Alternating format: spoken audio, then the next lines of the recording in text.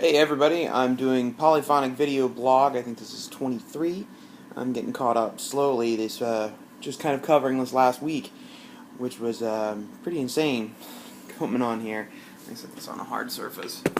Opposed to that. So, yeah, last week was one of those absolute nuts week. I was expecting it. You expect those kind of weeks to be slow and just kind of relaxing after coming back from New Hampshire, and things picked up really fast. And as a result, I taught again at a different horn camp. There's a horn camp in Los Angeles here, run at the Colburn School of Music, and one of my good friends in the horn quartet.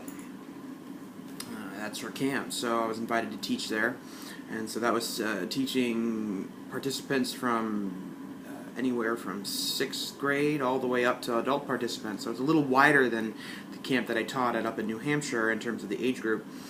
But and also the target was different. Where the camp in New Hampshire is a little bit more of working on fundamentals and really trying to, improve the horn playing. This was kind of more the joy of horn playing and just reading stuff and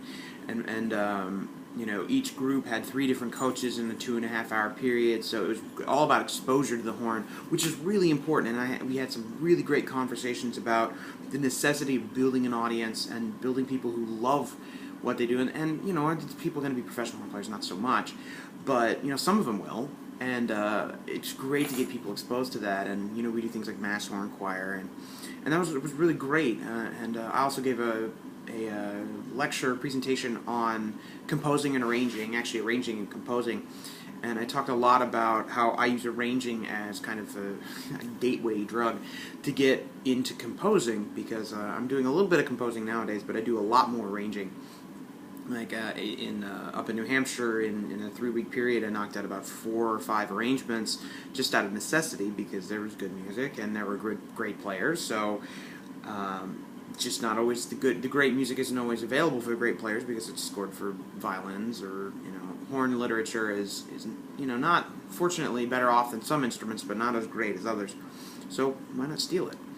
And I like stealing a lot from Mozart operas. Is one of my big things I enjoy working on. So yeah, so that was one aspect. I had some recording sessions last week, and playing at a couple different studios in town here. So that was a lot of fun. And it's always great, kind of getting to work with people and working with different people and showing up and seeing music that you've never ever seen before and never will see again.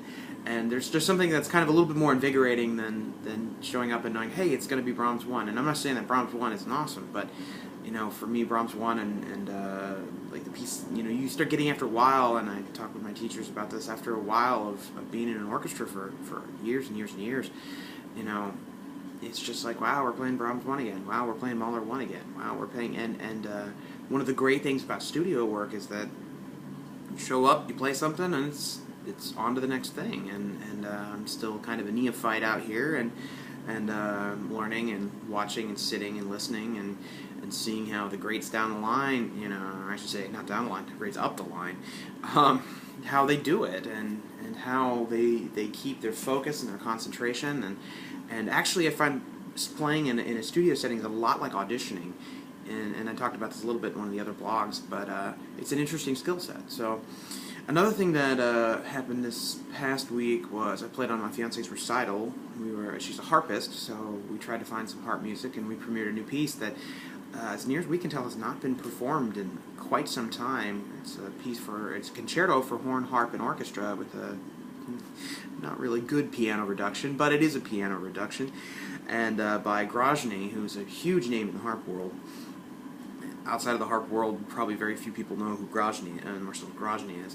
But it's a great piece, and it's just never been performed, and we just came across it, and there was one recording of it, and that was from an American Harp Society or American Harp Congress performance years and years and years ago, and even then the parts really wasn't what was going on in the recording. It seemed like it was a takedown of a previous edition, or we're not really sure what it is, but it was a great opportunity. So, and of course, this all culminated on Friday.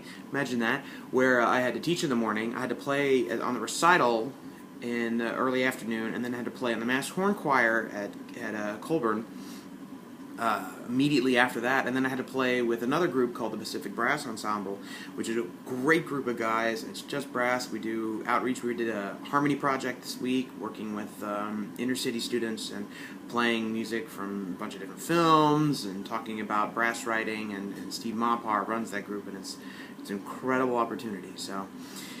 Anyway, I'll catch up more. I gotta work out. Still trying to lose weight. I've just passed the 50-pound mark since my first audition, which you can maybe see in this. I don't know if you can see it. People keep saying, oh, your face is thinner, but I can't really tell. It doesn't look that much thinner to me, but pants sure fit a lot easier. So anyway, take care, and I'll see you in a bit.